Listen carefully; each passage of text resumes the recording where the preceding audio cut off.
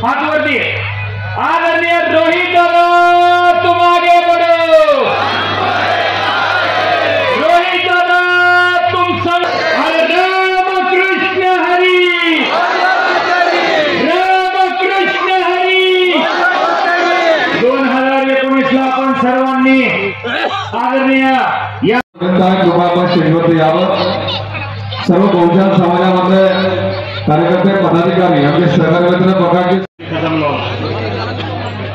मी समोरच्या सर्व प्रेक्षकांना एक विनंती करीन, आपण पहिल्यांदा आपले लाडके उमेदवार आणि आमदार रोहितदादा पवार यांचं टाळ्या वाजून स्वागत करावं। श्री गणेश चाळे, श्री गणेशजी उगले, राजा दत्ताभाऊ मारे, सुरेंद्रदादा मोरे, शहाजीराव राणेबाग, रमेश दादा आजले, मते दादा आजले यांना विनंती आहे आपण सुखवाडे आणारे त्यांना सन्मानित करण्याकरता आपण पुढे यावं।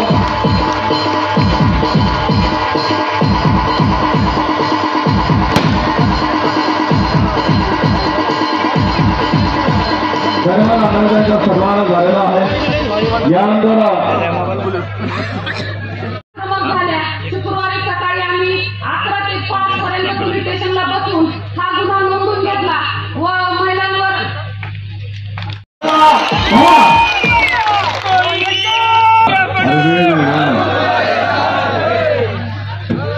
सुषमाताईंना संत श्री गीतेबाबांची समाधी आहे। आमच्या या मतदारसंघाचं भाग्य की पुण्यश्लोक अहिल्यादेवी होळकरांचा जन्म याच भूमीमध्ये झालेला आहे। कर्जत तालुक्याच्या बद्दल बोलायचं झालं, संत श्री गोदड महाराज, तसंच आमची जगदंबा आई, सिद्धटेकचे गणराया, शेगूड, तसंच अनेक पवित्र ठिकाणं या भूमीमध्ये आहेत। इथली माणसं खूप कष्टाळू, बहुतांश लोक इथे शेती करतात, काम प्रिय आहे। छत्रपती शिवाजी महाराजांचा विचार, महात्मा फुलेंचा विचार, क्रांती सूर्य महात्मा फुले, क्रांती ज्योती सावित्रीबाई फुले, पुण्यश्लोक अहिल्यादेवी होळकर, विश्वरत्न डॉक्टर बाबासाहेब आंबेडकर, लोकशाही अण्णाभाऊ साठे, या सर्व महामानवांचे विचार आमच्या रक्तात, आमच्या ध्यानात, आमच्या हृदयात आणि त्यांच्या विचाराने आमची वागणूक सुद्धा त्याच प्रकारे आहे। पण ताई, गेल्या 2 दिवसामध्ये थोडंसं वातावरण इथं बिघडले, 2 महिन्यामध्ये इथं वातावरण जरा बिघडलेलं आहे। इथं असलेल्या जनतेची इच्छा आहे की इथं शांतता तशीच राहावी, शेती चांगली व्हावी, हाताला काम मिळावं, पोटाला अन्न मिळावं, पुढची पिढी चांगली शिकावी, शिक्षण व्यवस्था इथली सुधारावी, आमच्या माता भगिनींना इथं हाताला काम मिळावं, घर बसल्या बसल्या बचत गटाच्या माध्यमातून सक्षमीकरण इथं व्हावं, आरोग्य व्यवस्था चांगली व्हावी, या सगळ्या गोष्टी आणि या सगळ्या इच्छा आमच्या सगळ्यांच्या आहेत।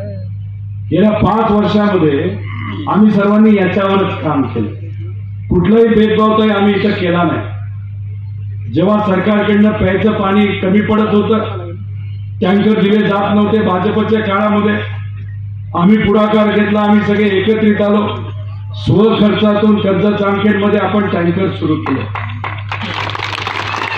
आणि टँकरचं पाणी देत असताना न जात बघितली, न धर्म बघितला, न पक्ष बघितला, लोकांना तर पाणी दिलंच, पण मुक्या जनावरांना सुद्धा आम्ही काही पाणी दिलं। काही कंपनीने सीएसआर देण्याची भूमिका घेतली, त्या सीएसआरचं काय करायचं असा विचार करत होतो।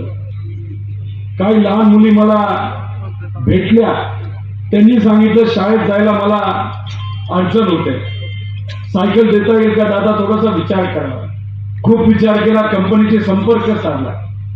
ताई, गेल्या 5 वर्षामध्ये आपण 14,000 सायकली इथे असताना लहान मुलांना तिथे दिलेल्या आहेत। सायकली देत असताना सुद्धा कुठल्याही प्रकारचा भेदभाव नाही केला, न जात बघितली, न धर्म बघितला, न तिथं पक्ष बघितला। फक्त इथं असणारी लहान मुलं चांगली शिकली पाहिजे, शाळेत वेळेवर जाता आलं पाहिजे, थकली नाही पाहिजे. आणि उद्या जे आई वडिलांचं स्वप्न आहे, आणि बहुतांशी इथले जे आई वडील आहेत ते कमी शिकलेले आहेत, पण त्यांच्या मुलांच्या माध्यमातून त्यांना खूप मोठी स्वप्न तिथं करायचे, अचीव करताना बघायचे, अस्तित्वात आणायचे. ज्याच्यामध्ये मुलांना डॉक्टर होताना बघायचे, इंजिनियर होताना बघायचे, शिक्षक होताना बघायचं, मोठा अधिकारी होताना बघायचं, मोठ्या एखाद्या कंपनीमध्ये नोकरी करत असताना बघायचं. आणि मग जेव्हा मुलं सेटल होतील, त्यांचं लग्न होईल, जेव्हा नातवंड होतील, त्या नातवंडाला सुद्धा खेळण्याची संधी इथं असणाऱ्या आजी आजोबाला मिळावी, असंच आमचं स्वप्न आहे का नाही? असं स्वप्न. शांततेत आम्ही सर्वजण ताई इथं काम करत होतो. गेल्या वेळेस जेव्हा इलेक्शनच्या काळामध्ये 2019ला काही लोकांनी मला सांगितलं की इथं पूर्वीपासून दारू दिली जाते इलेक्शनच्या काळामध्ये, आणि पैसा तर आपल्याला दिलाच पाहिजे इलेक्शनच्या काळामध्ये. पण ताई मी तुम्हाला सांगतो, 2019ला 1 रुपया सुद्धा मतासाठी तिथं वाटला नाही.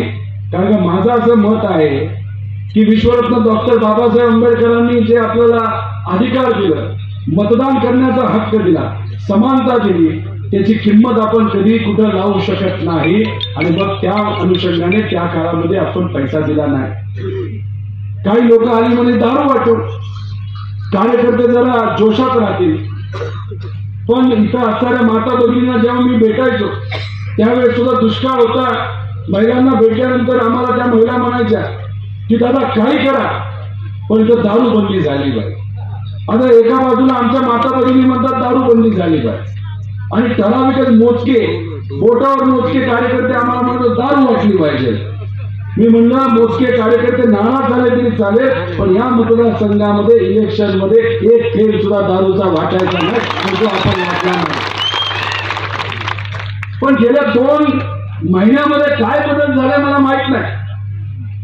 ताई, महाविकास आघाडीचा प्रचार करण्यासाठी मी फर्स्ट टाइमचा आमदार अख्ख्या महाराष्ट्रामध्ये ज्या पद्धतीने तुम्ही फिरता, तुम्ही फार फिरलाय, तुम्ही 60-70 सभा केल्या असतील, मी 30 सभा केलेल्या आहेत. लोक मला म्हणायचे तू वेडा झालाय, पहिल्या टर्मचा आमदार थोडी बाहेर जातो. मी म्हणलं अहो मी असा कसा आमदार नाही, मी कर्जत जामखेडचा आमदार आहे. इथं असणारे जनतेवर माझा विश्वास आहे, इथं असणारे आमचे निष्ठावंत पदाधिकारी कार्यकर्ते यांच्यावर माझा विश्वास आहे. आणि पवार साहेबांसाठी आणि आमचे जे उमेदवार असतील महाविकास आघाडीचे, खारीचा वाटा उचलण्यासाठी त्या प्रचारामध्ये तिथं मी गेलो. ताई तुम्ही सर्वजण फिरलात, साहेब फिरले, उद्धव ठाकरे साहेब फिरले, राहुल गांधीजी, प्रियंकाताई, अनेक असे मोठे मोठे मान्यवर तिथं फिरले. तर ह्या सगळ्या गोष्टी बघितल्यानंतर, सर्व सर्वे बघितल्यानंतर, लोकांची चर्चा केल्यानंतर मी इथं असलेल्या सर्व लोकांना आश्वासित करतो, या महाराष्ट्रामध्ये फक्त महाविकास आघाडी सरकारच येणार. पण जेव्हा मी इथं नव्हतो तेव्हा काही कार्यकर्त्यांचे मला फोन यायला लागले की काही लोक इथं आम्हाला धमकवत आहेत, काळ्या रंगाच्या गाड्या सगळीकडे फिरायला लागलेल्या आहेत, याच्या घरी जातात, त्याच्या घरी जातात, याला धमकी दे, त्याला धमकी दे. आणि ह्या सगळ्या गोष्टी बघून काही छोटे छोटे जे इथले वेगळ्या प्रवृत्तीची जी लोक होती ती त्यांना जोडायला लागली, आणि एक मोठी दबंग गँग इथं कुठेतरी झाल्यासारखी आपल्याला वाटते. खरं त्यांना दबंग गँग बोललं नाही पाहिजे, त्यांना धमकी गँग बोललं पाहिजे. कारण दबंग नाही तर दबंगगिरीची क्षमता करण्याची क्षमता जर कोणामध्ये असेल तर ते आपल्यात आणि तुमच्यामध्ये आहे. कोण आहे याच्या खोलात मी जाणार नाही, पण ताई त्यांचे एक मुकादम आहे. मुकादम मुद्दा म्हणून मी म्हणतोय, गुंडांना मुक्का घ्यायचा आणि सामान्य लोकांना दम द्यायचा, असे एक मुकादम आहे. त्यांचं नाव आहे राम शिंदे सर. आमच्या कार्यकर्त्याला धमक्या दिल्या, सर प्रवेश कर. ताई आमच्याकडे रात्री 1-2 वाजता प्रवेश होतात, आणि दुसऱ्या दिवशी आमचे कार्यकर्ते उठल्यानंतर म्हणतात अरे स्वप्न बघत होतो, काय झालं, लय वाईट स्वप्न पडले, मी भाजपात प्रवेश केला. आणि नंतर कोणतरी म्हणते अरे येड्या तू गेला होता तिथं, आणि लगेच तो आपला कार्यकर्ता येतो म्हणतो दादा मी विचाराबरोबर आहे, आमचं चुकलं, आम्हाला गंडवलं, आम्हाला सांगितलं हे देतो ते देतो. तिथे गेल्यानंतर आम्ही दुसरीकडे बघायला तोपर्यंत आमच्या गाड्यात टाकला. हे चाललंय का नाही चाललं इथं? दबावतंत्र चाललंय का नाही चाललं? खरं तर ह्या गोष्टी इथं चालू असताना मला आपल्या सर्वांना हे काय ह्यांचंच झालं होतं. आमचे परशुराम कुठे उठाव जरा. बिचारे अहिल्यानगर शहरामध्ये गेले, रंगून आले सगळे स्वतःला आपल्या विचाराचे. लोकसभेसाठी लंकेनीसाठी खूप चांगला प्रचार केला, आता माझ्यासाठी करतायत. कष्ट करून डोके आपलं मयूर शेठ डोकेंकडे काम करतात. ते बिचारे घरी चालले होते काम करून. 2 धमकी गँगवाले लोक आले, अजून 4 आले. बिचारे हे तिथे उभे होते. त्यांना सांगितलं, हे का फिरतो, लय प्रचार करतो का, घर कमचा घाल गया. मग हा रात्रीच मला 1 वाजता फोन करायला लागला, बिचारा रडायला लागला. तो म्हणा आम्ही शिवशाहू फुले आंबेडकरांच्या विचाराचे, आणि बघा ना माझ्या गळ्यात काय टाकलं. मी म्हणलं अरे असं काय टाकलं, साप टाकला का? ते म्हणलं साप सोडा, सापापेक्षा विषारी गोष्ट टाकली, भाजपचं गमचा माझ्या गळ्यामध्ये टाकला. मी म्हणलं काळजी करू नको, सुषमाताई येतात, त्यांच्या उपस्थितीमध्ये लोकांना आपण दाखवून देऊ की हा आपल्या बरोबर आहे, ते आपल्या बरोबर आहे. इथं आमचे रोहित पवार आहेत, सेम नाव आहे. त्यांच्या वडिलांना म्हणजे काही दिवसांपूर्वी जेव्हा आपण बहुजन समाजाचा एक मेळावा घेतला होता, त्या मेळाव्यासाठी अनिल भाऊ पवार हे प्रवेश करणार होते. 200 कार्यकर्ते 300 कार्यकर्त्यांना घेऊन, गाड्या तयार, सगळं तयार. तेवढ्याच कोणतरी त्यांना भेटलं.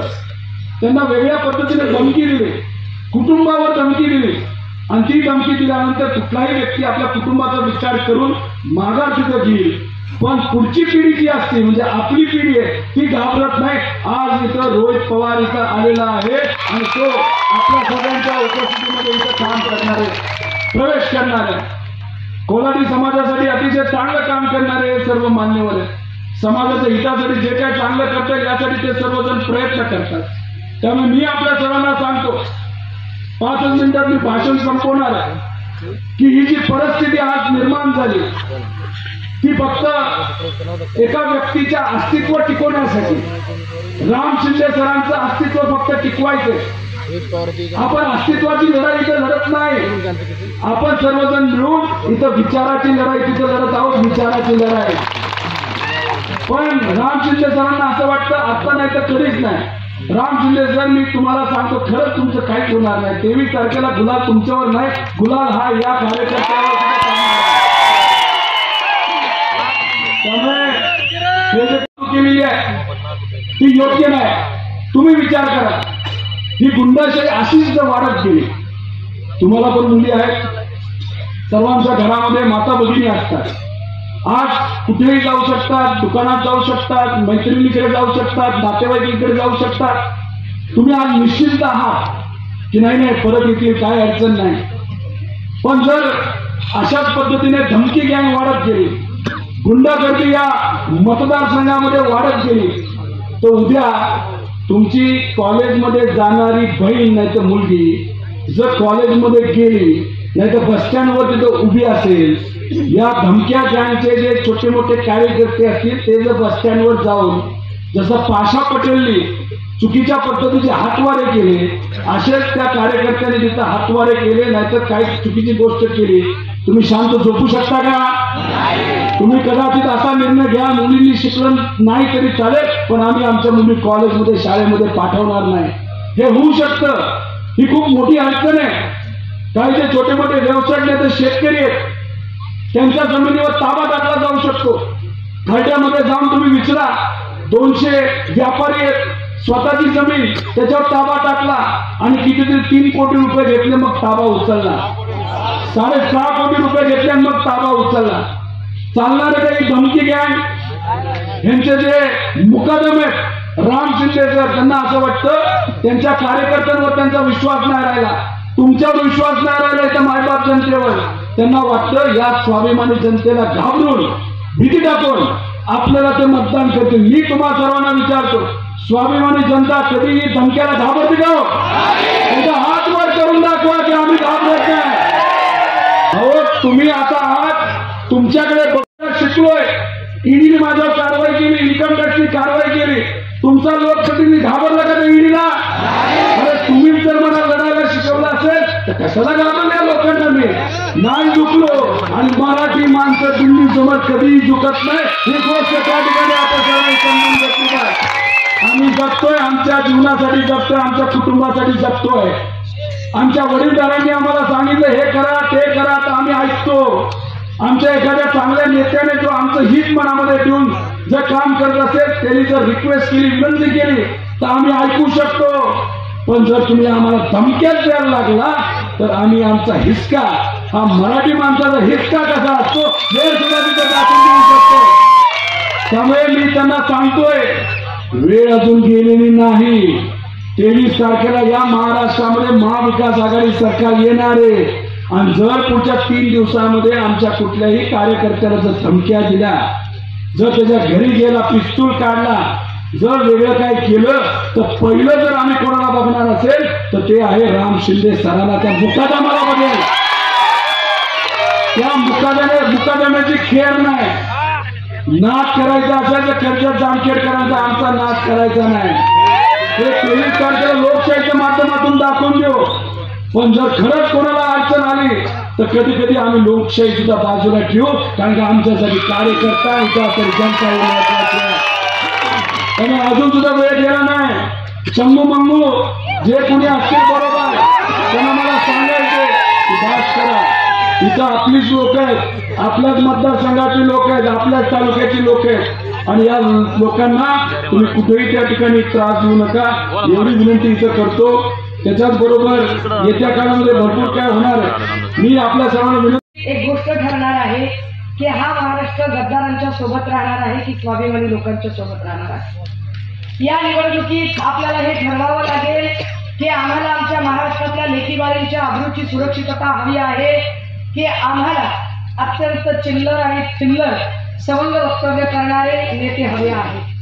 आपल्याला हे ठरवावं लागेल की ही निवडणूक शेतकऱ्यांच्या हमीभावासाठी काही निर्णायक भूमिका घेणाऱ्यांच्या बाजूने उभं राहायचं आहे की शेतकऱ्यांच्या तोंडाला पानं पुसणाऱ्यांच्या बाजूने उभं राहायचं आहे.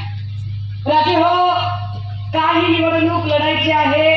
मला फक्त एकट्या रोहित पवारांना तुम्ही मतं द्यावी एवढं अपील, इतकं छोटी गोष्ट सांगण्यासाठी मी आलेली नाही.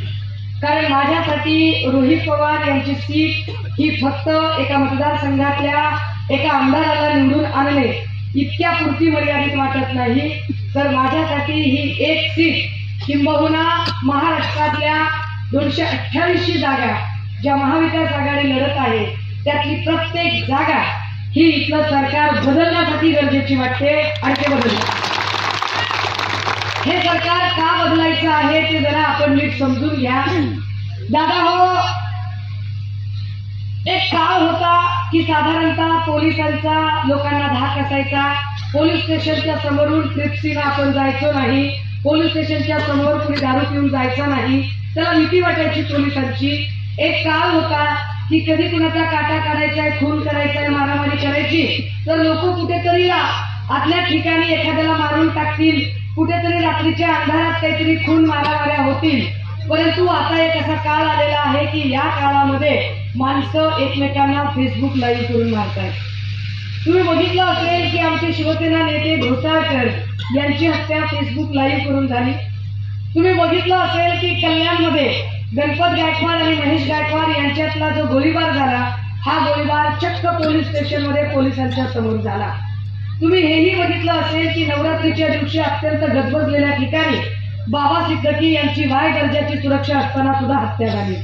हे असं का होतं? का पोलिसांचा धाक राहत नाही? का पोलिसांची भीती लोकांना वाटत नाहीये? कारण पोलिसांची भीती वाटू नये असं वातावरण सध्या देवेंद्र फडणवीस साहेबांनी करून टाकले. या राज्याला आतापर्यंत सगळ्यात गोष्ट आणि सगळ्यात फेल नापास गृहमंत्री जर कुणी लागला असेल तर त्यांचं नाव देवेंद्र फडणवीस आहे. देवेंद्र फडणवीस यांना कुठलंही आंदोलन हाताळता येत नाही. देवेंद्र फडणवीस आंदोलन हाताळण्यापेक्षा आंदोलन चिघळवण्याकडे जास्त भर देतात. अगदी आंतरवादी सराटीमध्ये जर मराठा बांधव आरक्षणाच्या आंदोलनासाठी बसलेला असेल तर त्यांच्याशी जाऊन चर्चा करण्यापेक्षा त्यांच्यावर लाठी हल्ला करणे, गोळीबार करणे, अश्रुधूर सोडणे आणि जास्तीत जास्त वातावरण चिघळवणे यावर त्यांचा भर होता. दुसरं आपण जर उदाहरण बघितलं तर कोकणामध्ये बारसू रिफायनरी आंदोलन, आम्हाला बारसूची ही रिफायनरी नको, कारण तिथे रिफायनरी झाली आणि वेस्टेज पाणी जर तुम्ही समुद्रात सोडलं तर समुद्रातली मासळी मरून जाईल, आम्ही सगळ्या मच्छीमारांनी कसं जगायचं असं म्हणून स्थानिकच्या मच्छीमारांनी बारसू रिफायनरीच्या विरोधात आंदोलन केलं.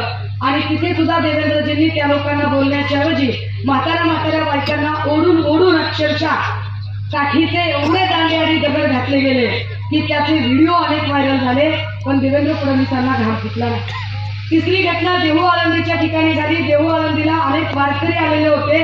या वारकऱ्यांमध्ये काही भटक्या विमुक्तातले वारकरी एकत्रित आले आणि या वारकऱ्यांना समजावून सांगायच्या ऐवजी किंवा त्यांच्याशी बोलायच्या ऐवजी डायरेक्ट वारकऱ्यांवर लाठी हल्ला झाला, आपण सगळ्यांनी बघितला.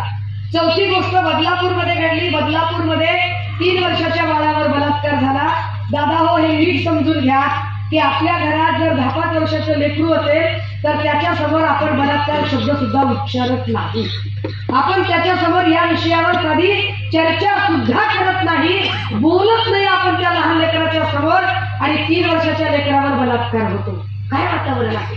3 वर्षाच्या बाळाशी कसं बोलायचं मला कळत नव्हतं. ते लेकरू मला सांगतं, माऊ शूच्या जागी मुंग्या चावण्यासारख्या होतात. इकडे परभणी जिल्ह्यामधल्या पाथरी तालुक्यातल्या सोनपेठ त्या गावात 3.5 वर्षाचे एक बाळ, ते बाळ म्हणतं, माऊ ते जे सर होते ना त्यांनी आमच्या शाळेच्या मागच्या कर्दळीची पानं तोडून आणली माऊ, पण 3 दिवस ते मारायचे माऊ मला आणि इकडे पानं अंतरून मला झोपायला जबरदस्ती करायचे माऊ. एवढ्याच छोट्या बाळाला नाही, ही माणसं सुरक्षितता नाही देऊ शकली. परभणीच्या हिंजवडी पार्क मध्ये 8व्या मजल्यावरून 70 वर्षाच्या आजीला फटफटत खाली ओढत आणलं आणि तिला 6व्या मजल्यावर 28 वर्षाच्या माणसाने तिच्यावर बलात्कार केला. गोष्ट कुणालाही कळली नसती. खाली सिक्युरिटी गार्डने सीसीटीव्ही फुटेज बघितलं, तो वर पळत जाईपर्यंत आजी बेशुद्ध पडली होती. ज्या राज्यामध्ये 70 वर्षाची आजी सुद्धा सुरक्षित नाही आणि 3 वर्षाचं बाळही सुरक्षित नाही, बरं या लेकरांच्यासाठी आम्ही काही आंदोलन करावे आणि त्यांच्या संबंधाने गुन्हे दाखल व्हावे म्हणून प्रयत्न केले तर सरकार गुन्हे नोंदवून घेत नाही. उदाहरणार्थ अब्दुल सत्तार सारखा माणूस संसदरत्न सुप्रिया सुळेंच्या बद्दल वाह्यात भाषा वापरतो. माझ्याबद्दल संभाजीनगरचा एक अत्यंत वाचाव बदमाश आमदार शिंदेचा वाचाव भाषा वापरतो. गुन्हा अजिबात दाखल झाला नाही. अगदी तीच परिस्थिती इथे पुन्हा होते. बदलापूरच्या 3 वर्षाच्या बाळासाठी मी 7 उन्हात बसले, 7 तास उन्हात बसले होते. गुन्हा दाखल झाला नाही. दुसऱ्या दिवशी गुन्हा दाखल झाला, परंतु 2.5 तासाच्या आत त्याचा जामीन झाला. जगणार कसे आहोत आम्ही? काय म्हणजे देवेंद्र फडणवीसांना नेमकं काय सिद्ध करायचं आहे? हे सरकार कधी काळी आम्ही आमचं एक गाणं म्हणायचो, हे राष्ट्रप्रेषितांचे, हे राष्ट्रसंतांचे, हे राष्ट्रसुधारकांचे, हे राष्ट्र आमच्यासाठी घडवणाऱ्या महापुरुषांचे, कणखर देशा, राखड देशा, दगडांच्या देशा, हे आम्ही बोलायचो. पण आता काय झालेलं आहे या महाराष्ट्राबद्दल? हे राष्ट्रगुंडांचे, हे राष्ट्र दलालांचे, हे राष्ट्र एजंटांचे, हे राष्ट्रभक्तांचे, हे राष्ट्र बदमाशांनी भरलेल्या बुभुक्षित नजरांचे जगायचं कसं इथं मायाभूमी? काय करायचं? देवेंद्र फडणवीसांना याच्यातली एकही गोष्ट कळत नाही. काय बोलावं याच्यावरती? शेतकऱ्यांच्या संबंधाने ते म्हणत होते की आम्ही 6,000 रुपयापर्यंत सोयाबीनचा भाव देऊ. सोयाबीनचा भाव दिला नाही त्यांनी 6,000. सोयाबीनचा भाव जेव्हा 4800 होता तेव्हा ते 6,000 देऊ म्हणत होते. आता सोयाबीनचा भाव 3100 रुपये आहे. मी कोरडवाहू शेतातला लेकरू आहे. माझा बाप मेल्यापासून माझी आई एका कोरडवाहू शेतामध्ये काम करते आणि आई सांगते, अगं एकरी बॅगचा आपल्याला उत्पादन खर्च 3300 रुपये झालाय आणि हे भाव म्हणते 3300. सोयाबीन कसं विकायचं सांगा? 3 गट कापसाची आहे. कापसाचा भाव ते म्हणत होते आम्ही 8,000 पर्यंत देऊ, पण कापसाचा भाव वाढवला नाही. मला आनंद आणि अभिमान आहे की सन्माननीय पक्षप्रमुख उद्धव साहेब मुख्यमंत्री असताना पहिल्यांदा इथं सोयाबीनचा भाव 6,000 पर्यंत आणि कापसाचा भाव 12,500 पर्यंत गेला. मला आनंद आणि अभिमान आहे की सन्माननीय पक्षप्रमुख उद्धव साहेब मुख्यमंत्री असताना इथे सरसकट कर्जमाफी आणि 7वारा कोरा फक्त नुसत्या अंगठ्यावरती इथं 7वारा कोरा करून दिला होता. ही गोष्ट फार म्हणजे माझ्याकडे वेळ कमी आहे म्हणून मी फार वेगात सांगायच्या गोष्टी प्रयत्न करते. राजे हो, त्यांनी एक काहीतरी बहीण काहीतरी आणलं. त्यांना लक्षात घ्या, तुमची बहीण तुम्हाला राखी कधीपासून बांधते? जन्मापासून बांधते. का आधार केला पटेल मागचं जन्मापासून राखी बांधते, जन्मापासून. एकनाथ शिंदेचं वय आता साधारणतः 60-65च्या घरात आहे. एकनाथ शिंदे केव्हापासून आमच्याकडे शाखा प्रमुख होते, गटप्रमुख होते, महाप्रमुख होते, नंतर आमदार झाले, मंत्री झाले आणि त्यांना एकदा मी बहीण आठवली नाही. ते मुख्यमंत्री झाले जून 2022ला. 2022ला जुलै, ऑगस्ट, सप्टेंबर, ऑक्टोबर, नोव्हेंबर, डिसेंबर गेला, बहीण आठवली नाही. मग त्यांना 2023चा जानेवारी, फेब्रुवारी, मार्च, एप्रिल, मे, जून, जुलै, ऑगस्ट, सप्टेंबर, ऑक्टोबर, नोव्हेंबर, डिसेंबर गेला, बहीण आठवली नाही. 2024चं जानेवारी, फेब्रुवारी, मार्च, एप्रिल, मे, बहीण आठवली नाही. जसा काही बहिणीनं लोकसभेत इंगा दाखवला.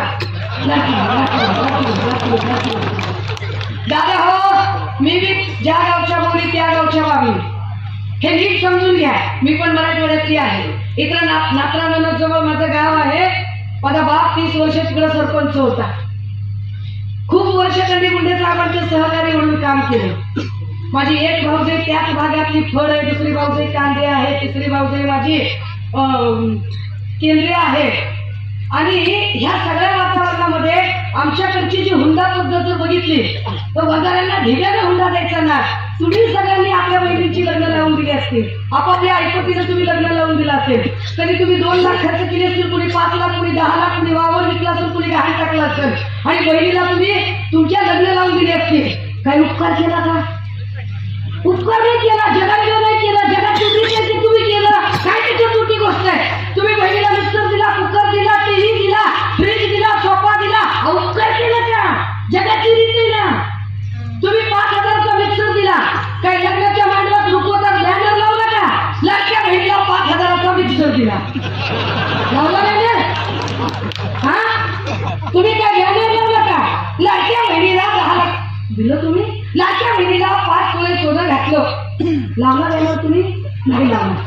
तुम्ही कधी बहिणीला भेटायला गेला, बहिणीला सांगितलं असेल आज दादा तुझ्या दादीची लय गरज चालली बघ, सोयाबीनला बी भाव नाही, पोराला काही नोकरी नाही आणि पुरीचं अजून उजवायचे आणि सारखं सारखं दादी आजारी पडायला येतं आणि तुझे पैसे नंतर देते.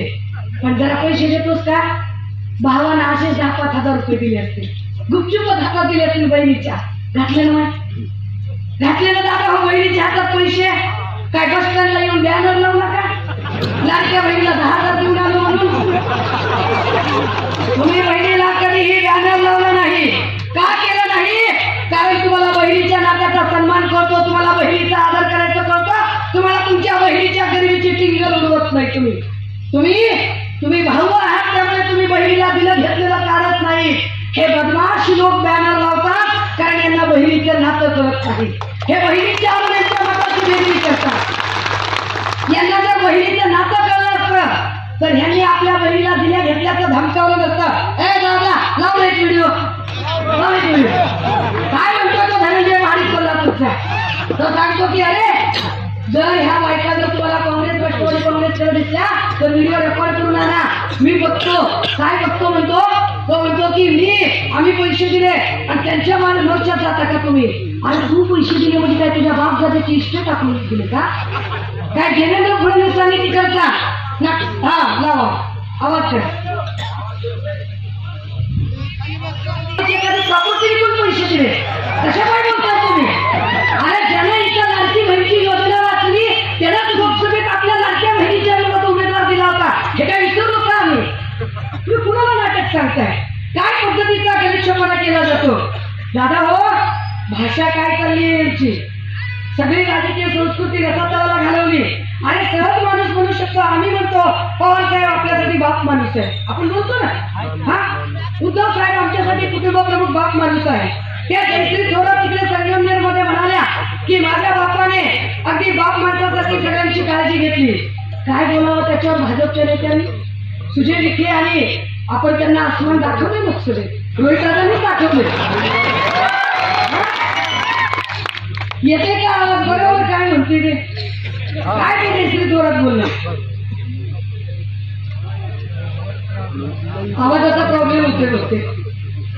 काय म्हणताय? जयश्री थोरातांच्या बद्दल बोलताना वसंतराव देशमुख म्हणतात तिथे ते असं सांगतात की अगं तुझ्या बापाला पोरं कशी झाली ते तर सोड, तुला पोरं कशी झाली ते बी मला माहिती. काय भाषा आहे, काय गलिच्छपण आहे. आपल्या लेकीच्या आपल्या नातीच्या वयाच्या माणसांशी आपण काय पद्धतीने बोलतो. अरे आम्हाला इतक्या अभिमानाने आम्ही ही गोष्ट सांगू शकतो की मी आदरणीय पवार साहेबांना पहिल्यांदा भेटल्यावर म्हटलं होतं, पवार साहेब आपण मला बोलावून घेतलंय, पण मी प्रामाणिकपणे मान्य केलं पाहिजे, साहेब मी चळवळीत असताना आपल्यावर टीका केली. किती आपुलकीने त्या माणसाने सांगावं, देव माणसाने. मला पवार साहेब म्हणतात, चळवळीतून तुम्हाला भूमिका मांडायच्या, तुम्ही मांडल्या, पण तुमच्यामध्ये बदल करण्याचं धाडस आहे आणि तुमच्यासारख्यांना साथ देणं हे वडीलधारे म्हणून आमचं कर्तव्य आहे. या आदरणीय पवार साहेब कुठे, काय पद्धतीची भाषा चालली, काय पद्धतीचे यांचं नाटक चालले, गलिच्छ पद्धतीने महापुरुषांचा अपमान करतात. एकनाथ शिंदे तिकडे छत्रपती शिवरायांच्या पायाची जाऊन खोटी शपथ घेतात. आणि आम्ही 50 वेळा म्हटलं की जो विषय स्टेटचा नाहीच आहे, जो विषय केंद्राचा आहे, तुमची नियत असेल इथे आणि तुम्हाला इंग्रज आणि खटल्याच्या नुसार जर ती मर्यादा वाढवायची असेल तर असेंब्लीमध्ये रिझोल्युशन पास करा, केंद्रात पाठवा, केंद्रात तुमचं बहुमत आहे, वाटेल ते सगळे कायदे करता, मग तिथे कायदा का करता येतो, जमलं नाही त्यांना करायला. पण इथे खोटी शपथ घेतात. ही सगळी माणसं जे हिंदू मिलच्या स्मारकाला 10 वर्षापूर्वी मोदी आले होते आणि म्हणाले की बाबासाहेबांचं स्मारक उभं करायचं आहे, 10 वर्षात एक वीट तिथं उभी केली नाही या लोकांनी. काय म्हणाले चंद्रकांत पाटील की बाबासाहेब आंबेडकरांनी भीक मागून शाळा शिकवली, त्यांनी बाबासाहेबांचा अपमान केला आणि क्षणात त्यांच्या समितीच्या राजीनामा देऊन टाकला. महापुरुषांचा अपमान करतात. छत्रपती शिवरायांचा पुतळा काय पद्धतीने पडला आपण बघितलं. जो पुतळा पडला त्याच्यावरती बोलताना एकनाथ शिंदे अत्यंत बेदरकारपणे म्हणतात, ताशी 45 किलोमीटर वेगाने वारे वाहत होते. काय तुम्हाला आधी कळत नव्हतं ताशी 45 किलोमीटरला वारा वाहते? काय समुद्रावर पहिल्यांदा ते वारं वाहत होतं? का लक्षात आलं नाही या सगळ्या लोकांना? काय यांनी ते नाटक केलं? अरे त्या समुद्रावर एवढी नारळाची झाडं, झाड पडलं नाही, सोडा झाडावरचं नारळ सुद्धा पडलं नाही. छत्रपती शिवराय आमचं आराध्य आहे, आमचा श्वास आहे, आमचा ध्यास आहे, आमच्या धन्या धान्यांमधून वाहणारा इथला ज्वलंत मराठाच्या पठारावरचा आमचा इतिहास आहे. त्या छत्रपती शिवरायांचा अपमान करायची यांची डेअरिंग होते का? आणि काल परवा मला अजिबात अपेक्षित नाही की पाशा पटेलांनी या पद्धतीने वागावं आणि बोला, अजिबात नाही. पाशा पटेलांचं ते वक्तव्य माझ्यासाठी एवढं धक्कादायक आहे, इतक्या गलिच्छ पद्धतीने भर सभेत माणसं बोलू कसू शकतात. अरे आपण आपल्या घरात असल्यावर सुद्धा जर आपल्या घरात अगदी मुलगा जरी असेल पण तो आपल्यापेक्षा लहान असेल तर त्याच्यासमोर आपण अशी इतकी चिल्लर आणि खिल्लर भाषा करणार नाही. इतकी बेदरकार भाषा केली ना, इतक्या वाईट पद्धतीने बोललं जातं. मला तर असं वाटलं पहिल्यांदा बघितल्यावर की पाशा पटेलची आणि राम शिंदेची काहीतरी दुश्मनी असेल. राम शिंदेला पाडायला कारण एवढ्या बोलल्यावर राम शिंदे काय निवडून येत नसतो. आणि माफ करा, मला काही राम शिंदेवर अजिबात बोलायचं नाही. आणि जे राम शिंदे पाशा पटेल माझे गुरु आहेत म्हणते त्याच्यावर शिष्याची लायकी काय याची कल्पना. मी राम शिंदेवर एक शब्द बोलणार नाही, त्याचं कारण असं आहे आपल्याला प्यादे मारायला आवडत नाही, वजीर हाणला पाहिजे. आणि वजीर हाणायचा म्हणजे फडणवीस हाणायचा. या महाराष्ट्राचं राजकारण, या महाराष्ट्राचा सांस्कृतिक भवताल, या महाराष्ट्राची संस्कृती पाच रसातला जर कुणी नेली असेल तर ती देवेंद्र फडणवीसांनी नेली. अरे काय पद्धतीने जर सत्ताधाऱ्याचा कुणी असेल तर लगेच सत्ताधाऱ्याने काही केली की सोडून द्यायचं आणि विरोधकांवर गुन्हे दाखल करायचे. काय गुन्हा दाखल केला म्हणून विचारलं तर म्हणाले BNS 296 दाखल केलाय. पाशा पटेलांवर गुन्हा काय? BNS 296. काय असतं BNS 296? तर मला एखादं काहीतरी असेल गाणं बिणं वाजवल्यावर आणि दंड किती त्याला? 1000 रुपये. म्हणजे people who having the capacity to pay 2000 rupees he can harass us twice. ज्याच्याकडे ज्याच्या खिशात 2000 रुपये असतील तो 2 वेळा अशा पद्धतीने गलिच्छ भाषा करू शकतो. ज्याच्या खिशात 5000 रुपये असतील तो 5 वेळा गलिच्छ भाषा करू शकतो. 1000 रुपये हा दंड आहे. 1000 रुपये हा दंड आहे. इतक्या गलिच्छ पद्धतीने एखादा माणूस बोलतो आणि देवेंद्र फडणवीसांना याच्यामध्ये याचं किंचितही वाईट वाटत नाही. यांनी त्यांच्या भाजपच्या अख्रस्ताला बायका अगदी आकाशपाताल एक करून सोडतात, पण याच्यावर त्यांना काहीच बोलावं असं वाटतं नाही. चकार शब्द त्यांना करावं असं वाटत नाही. काय गलिच्छपणा, काय गलिच्छपणाचं राजकारण. दिवसा ढवळ्या खून मारामाऱ्या, शेतकऱ्यांचा विचार नाही. एक असं स्टेटमेंट दाखवा आणि जाहिराती तर किती बाबा बाबा बाबा बाबा. टीव्ही लावली की त्याचीच जाहिरात, टीव्ही लावली की त्याचीच जाहिरात, कुठं बी गेलं की त्याचंच बॅनर. आणि किती जाहिराती करतो बाबा, पैसा कुठला आला? आमच्याच खोक्यांचा ना, आमच्या जीएसटीचा, आमच्या कष्टाचा, आमच्या सोयाबीन मध्ये काटा मारला, आमच्या कापसात काटा मारला, आमच्या दुधात काटा मारला, आणि ती सगळा पैसा आता जाहिराती बाहेर करतो होय. पण राजे हो, नीट समजून घ्या, जाहिरात कशाची असते? मी लाख वेळा सांगते, जाहिरात दुधाची नसते. तुम्ही नेटफ्लिक्स बघा, अमेझॉन बघा, मोबाईल तुम्ही असा स्क्रोल करा. तो स्क्रोल केला ना तुम्ही पिक्चर बघताना, तुम्हाला त्याच्या जाहिरात दुधाची दिसत नाही, तुपाची दिसत नाही, बदामाची दिसत नाही, काजूची दिसत नाही, व्यायामाची नाही, योगकर्माची नाही, पंचकर्माची नाही, कीर्तनाची नाही, अध्यात्माची नाही, कशाची जाहिरात दिसत नाही. जाहिरात कशाची असते? जंगली रवींद्र महाराज. जाहिरात कशाची असते? खूप जमेदार जमीन में देंगे 3 लाख, आप मैं अवैध करते हो. जाहिरात कशाची असते? बोलो तुला हे तुम्ही. जाहिरात वाईट गोष्टींची असते. दादा हो, शिंदे फडणवीस वाईट विचारांचे आहे, म्हणून त्यांना जाहिराती कराव्या लागतात. बाटगा अधिक कडवा असतो, ओरिजिनलला बोलायची गरज पडत नाही.